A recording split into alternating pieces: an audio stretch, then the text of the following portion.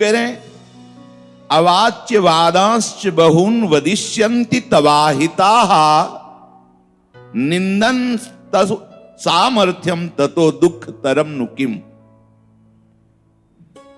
ये तेरे जो द्वेष करने वाले लोग हैं ना, इतनी अशांति पैदा कर देंगे कि तुम सह नहीं पाओगे।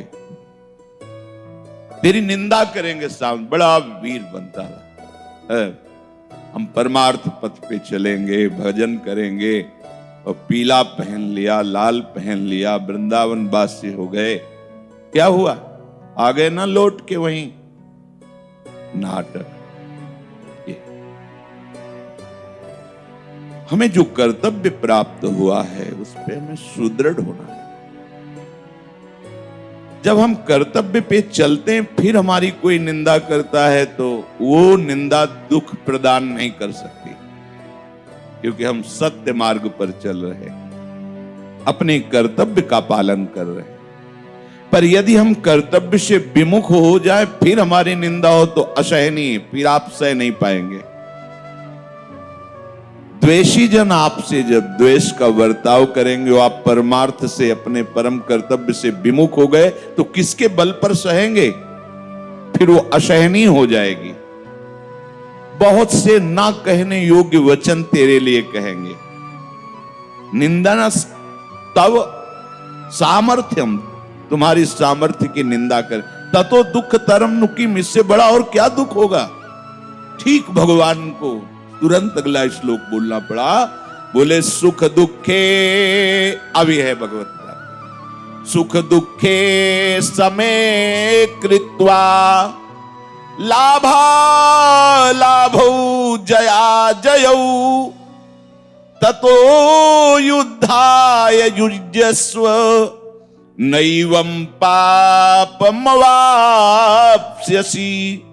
हे अर्जुन, अब मेरी बात सुन। जय पराजय में, लाभ हानि में, सुख दुख में तुम समान भाव रखो। अब आ गई साधना। यह है परमार्थ का स्वरूप। जय पराजय में, लाभ हानि में और सुख दुख में समय कृत्वा, समान भाव लो। ये महात्मा का लक्षण है, ये परमार्थी का लक्षण है, भगवत प्राप्ति के मार्ग में चलने वाले उपासक का लक्षण है। बहुत सुंदर बात भगवान ने, इसलिए करुणा करके भगवान आगे का श्लोक जो बोले ये समस्त उपासकों के लिए है, परमार्थ के पथिकों के लिए, चाहे वो गृहस्थ हो, चाहे विरक्त हो, चाहे वो ज्ञान मार्ग के हो, चाहे भक्ति मार्ग के हो, चाहे कर्म मार्ग के हो, सबके लिए श्लोक परम पद में आरूढ़ करने के लिए भगवान ने कहा है। प्रभु कह रहे कि कोई भी कार्य होता है उसमें सबका उत्साह होता है जय प्राप्त हो, खेल हो, कोई भी व्यापार, कुछ उसमें मैं सबसे श्रेष्ठ हूं और विजय प्राप्त करूं। अगर मैं अमुक कार्य में लगा हूं तो वो सफल हो ही जाना चाहिए। तो जिस कार्य की सफलता के लिए आप इतना दृढ़ हो रहे हैं उसका फिर फल होगा। कार्य की गरिमा को देखते हुए, जैसे युद्ध की गरिमा को देखते हुए बता दिया कि आखिरी हद स्वर्ग, और जीते तो पृथ्वी लोग। आगे भगवान नहीं बोले कि तुम तप लोग जाओगे, जन लोग जाओगे, महर लोग जाओगे, ब्रह्म लोग जाओगे, या बैकुंठ जाओगे, या मेरे साथ, ऐसा कुछ नहीं बोला। क्योंकि कार्य सफलता, लेकिन जो भगवत मार्ग का उपासक होता है वो केवल कर्तव्य कर्म का पालन करता, सफल हो या असफल हो उससे, तभी वो भगवत प्राप्ति के मार्ग में चल पाएगा। ध्यान रखना, भगवत प्राप्ति के मार्ग के उपासक के हृदय में ये काम सफल ही हो जाना चाहिए, ऐसा नहीं। कार्य में प्रमाद नहीं होगा, प्रमाद नहीं होगा, हो ना हो ऐसा नहीं, सांगोपांग करेगा। पर अगर सफल नहीं होता तो उसमें उसको कोई परेशानी नहीं होगी। क्योंकि वो स्वयं कर्ता भाव नहीं है। प्रयास प्रभु की प्रेरणा से हुआ और वो हार गया, नहीं जीता, तो उसे जैसा जीतने में था वैसा हारने में उसे कोई फर्क नहीं। अब ये केवल परमार्थिक साधन है, व्यवहार में ऐसा नहीं है। अगर वो हार गया तो जीतने वाले का विनाश सोचेगा। शाम के प्रधानी में वो जीत गया, सुबह खेतों में सोच गए, वहां मार दिया गया, पीछे की गए। ये भगवत प्राप्ति के लिए, परम पद में आरूढ़ होने के लिए कोई भी कार्य जो आप संसारिक भी कर रहे हो उसको भगवत भाव से करो और सम भाव लाओ। हारे तो जय श्री राधे और जीते तो जय श्री राधे। प्रभु ने कहा जया अजयो, विजय में और पराजय में। विजय में लाभ होता है और पराजय में ऐसा लगता है हानि हो गई। तो प्रभु ने कहा लाभा अलाभौ जया जयौ। विजय और हार में, तो विजय में लाभ दिखाई देता है और हार में हानि दिखाई देती है। तीसरा शब्द प्रभु ने कहा सुख दुखे। लाभ में सुख, विजय, लाभ, सुख, हानि हार में अनुभव होती और दुख, ये संसारी पुरुष का लक्षण है। प्रभु कह रहे हैं यदि इस श्लोक के परिणाम से असंतुष्ट हो तो आओ तुम्हें मैं ये बात बताता हूं कि हार और जीत में, लाभ और हानि में, सुख और दुख में समान भाव कर लो तो ये समता तुमको मेरी प्राप्ति करा देगी। कार्य युद्ध का है, कर्तव्य का, लेकिन उसमें सम हो जाओ तो तुम मेरे को प्राप्त हो जाओगे। शरणागत भक्त इसी श्लोक को अपने जीवन में समाहित कर लेता है। कुछ भक्त जन ऐसे होते हैं जिनके हृदय में कामना होती है, मुझे अमुक वस्तु मिल जाए, अमुक पदार्थ मिल जाए, और वो केवल प्रभु के आश्रित होकर। ध्यान रखना, बहुत ध्यान से सुनना, क्योंकि ये हमारे भक्ति की दृढ़ नींव है। अगर ये हिल गई तो फिर चल नहीं पाओगे इस मार्ग में। भक्त के हृदय में अभी वो स्थिति तो आई नहीं, तो चाह होती है। चाह का मतलब होता अभाव, अभाव में ही चाह होती है, समझ रहे? कमी में चाह होती है। कमी का अनुभव देह को लेके होता है। एक एक बात समझते जाओ, चाह कहां होती है? जहां कमी होती है। जहां कमी है वो क्षेत्र क्या है? देह, स्थूल देह, सूक्ष्म देह, कारण देह, स्वरूप में नहीं। अब उसे स्वरूप का ज्ञान भी नहीं है, देह भाव में है, पर परमार्थ में चलना निश्चय कर लिया है, कामनाएं उसके अंदर है। अब उसे क्या करना चाहिए? उसे दृढ़ विश्वास कर लेना चाहिए कि मेरी कमी की पूर्ति, अभाव की पूर्ति, चाह की पूर्ति प्रभु करेंगे। ठीक? क्योंकि वो सबके समुद्र हैं। ज्ञान की चाह हो, भक्ति की चाह हो, आनंद की चाह हो, ऐश्वर्य की चाह हो, जो भी चाह हो उसके वो समुद्र हैं। विश्वास उस भक्त को होता है कि मेरी चाह प्रभु पूर्ण करेंगे। अब वो ये इस विश्वास के साथ ये निर्भरता हो जाती कि यदि वो मेरे लायक चाह होगी तो पूर्ण करेंगे, नहीं तो नहीं करेंगे। अच्छे से समझते जाना तो आपका परमार्थ भगवत मार्ग पुष्ट हो जाएगा। वो उस एक छोटे बच्चे की तरह प्रभु के ऊपर निर्भर होकर विश्वास करता है। जैसे छोटा शिशु बिस्तर में पड़ा है, लघु शंका कर दी है, ठंडी का समय है, गीला हो गया है, अब वो जान नहीं पा रहा कि मैं इससे कैसे निवृत्त होऊं। मुझे गर्म वस्त्र उड़ाए जाएं, जो गीले हो गए वो हटा दिए जाएं। वो कह नहीं रहा, पर वो रो रहा है। रोना सुनकर के मां आती है और जब उस दशा को देखती तो वस्त्र बदलती है, उसको दुलार करती है, हृदय से लगाती है। ऐसे ही भक्त को आवश्यकता तो जान पड़ी कि ऐसा हो जाता तो अच्छा है, चाह जान पड़ी, कमी जान पड़ी। ये उत्तम भक्त की बात हम नहीं कर रहे। इस शरीर भाव को लेकर प्राय इसी में अपनी कुछ संकट हैं, अपनी कुछ चाहे हैं, अपनी कुछ मान्यताएं हैं, धारणाएं हैं। अभी ये निर्भर भक्त नहीं है, पर उसी मार्ग में चलना है इसे। तो कैसी धारणा करे कि सब कुछ देने में समर्थ मेरे प्रभु हैं। अब अपनी चाह मैं प्रभु के चरणों में समर्पित करता हूं। क्या मेरा मंगल होगा इस चाह से, या कैसे इस चाह की पूर्ति होगी और होनी चाहिए कि नहीं, ये सब बातें प्रभु के ऊपर हम छोड़ देते हैं। हम चाह तो नहीं छोड़ पाए, पर इस चाह को प्रभु के ऊपर छोड़ देते हैं। और वो सर्वज्ञ है, सर्वशक्तिमान है, वो आपकी बात जानते हैं। अब वो प्रभु क्या विधान करते हैं ये तुम्हें केवल देखना है और उस विधान में संतुष्ट होना है।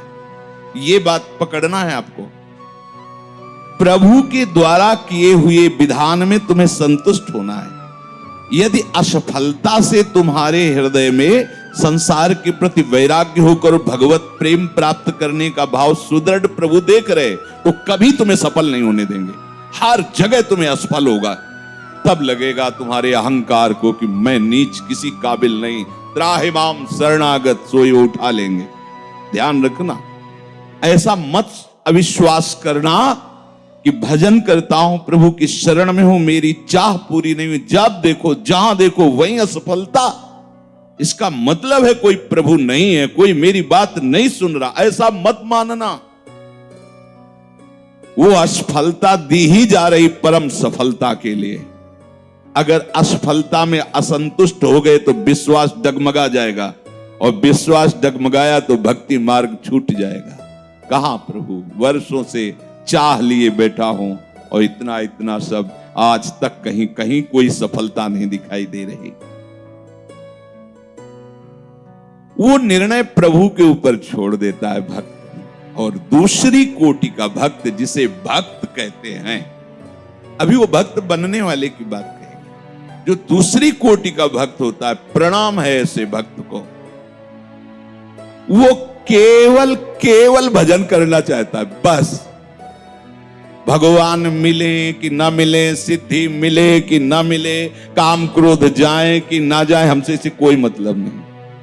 हर क्षण मधुर मधुर केवल प्रभु का भजन बनता रहे, उनकी स्मृति बनती रहे। जब उनका मन आवे मिलने, जब उनका मन आवे विकार हटा दे, राधा राधा। कितना आनंद है। अभी देखो, अच्छा विकार होता कहां है, समझना, चतुराई है ये। जब भजन नहीं होता, विषय चिंतन होता है, तब विकार होता है। भजन हो रहा है तो विषय चिंतन नहीं हो रहा। जब चिंतन ही नहीं हो रहा तो उसकी सत्ता ही नहीं है। केवल भगवत चिंतन की मांग कोई बिरला होता है। पहली जो अभी बात बताई गई, लगभग इसी में सब होते हैं। कम से कम सम्मान से तो यार जीवित रहे, ये भी चाहे। चार लोग वाह वाही वाह, इतना तो चाहिए ही। ठीक है, कीर्ति समुद्र है प्रभु, ये बात समर्पित कर दो प्रभु के चरणों में। उनको लगेगा तो इसके विपरीत सैकड़ों बार तुम्हारा अपमान करवाएंगे, नशा हिरन हो जाएगा कीर्ति का। अगर उनको लगा कि संभल करके निकल जाएगा तो दे भी सकते हैं। वो सच्चे हैं, सत्य हैं, वो वही करेंगे जिससे तुम्हारा मंगल होगा। आप कभी अविश्वास मत करना, उनके हर विधान में परम मंगल छुपा हुआ है। जो निरंतर भजन करना चाहता है, भगवान उसके अधीन होते हैं। उसको यह भी फिक्र नहीं होती कि कब प्रभु के दर्शन होंगे, कैसे प्रभु के दर्शन होंगे। वे सब प्रभु को स्वतंत्र कर आपका जब मन हो जैसे। क्यों ऐसा क्यों? क्योंकि भजन करने में उसको इतना आनंद प्राप्त हो रहा है, और जब भजन में आप तन्मय होंगे तो आप कहो कि प्रभु कभी मत मिलना, वो दूर नहीं रह सकते, वो आपके नेत्र में मन में समा जाएंगे, क्योंकि नाम नामी एक ही है। तो नाम चल रहा है तो रूप लीला सब चल, ये बड़ी चतुरतापूर्ण भक्ति का स्वरूप प्रकाशित हुआ। कुछ नहीं चाहिए। भगवत दर्शन की भी, भगवत भजन की, ये खास बात हमने बड़े बड़े महापुरुषों से सुनी है कि जो उत्तम भक्त होता है, किसी भी तरह की कोई शर्त नहीं, केवल भजन, भजन के लिए भजन। श्री हरिवंश नाम नित कहो, और नाम प्रताप नाम फल लहो, नाम हमारी गति सदा। ये है, रात दिन नाम जप कर रहे हैं, और नाम का फल नाम में प्रीति होना, और नाम ही हमारी गति। अब हमें कोई गति नहीं चाहिए, कोई मति नहीं चाहिए, कोई फल नहीं चाहिए, निरंतर भजन चल रहा है।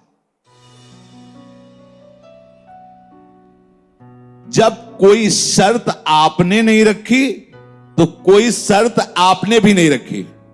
बिना शर्त के आप प्रेम कर रहे हो तो बिना शर्त के वो बिक गए। अब कोई परीक्षा नहीं, कोई प्रश्न नहीं। ध्यान रखना, ये प्रश्न और परीक्षाएं जितनी बातें हैं ये सब पहले में हैं, जो अभी वर्ण, इसमें नहीं। उसकी चाह ही नहीं है। मिलो ना मिलो, मान करो अपमान करो, निंदा करो, लाभ है हानि है दुख है, इससे कोई मतलब नहीं। एक बात पकड़ लो, मुझे भजन करने के लिए ही भजन करना है। आपको क्या मिला इतने दिनों से भजन कर रहे हो? यही कि इतने दिनों से हमारा समय भजन में जा रहा है, यही मिला। और क्या? नहीं, कोई भगवान कोई अनुभव हमें जरूरत नहीं है। राधा राधा राधा देखो तो आप करके, जो शास्त्र कह रहे, महापुरुष कह रहे, इसमें बहुत रहस्य होते हैं। आप लोगों का दर्शन की भी लालसा नहीं, इसलिए कि वो समा गए तुम में। रोम रोम हरि रमि रहे, रही न ये कोठो। आप देखो तो कर, ये संतों की बड़ी रहस्यमयी वाणी होती है। भगवान स्वयं मिलने के लिए व्याकुल रहते हैं ऐसे भक्त से मिलने के लिए। भगवान स्वयं सेवा का अवसर देखते रहते, तभी मल भरी लंगोटी धो रहे। ये बहुत ऊंची भक्ति का स्वरूप है। जैसे स्नेहमयी मां समर्पित बालक के प्रति हर क्षण उसी का चिंतन करती रहती है, ऐसे ही वात्सल्य समुद्र भगवान हर क्षण उस भक्त का चिंतन करते रहते, जिसकी कोई शर्त नहीं, कोई मांग नहीं, बस केवल भजन के लिए भजन। संसार में देखने को मिलता है कि एक अल्पज्ञ, अल्प शक्ति वाले को भी जब अपना मान लेता है या उस पर विश्वास कर लेता है तो निर्भय हो जाता है।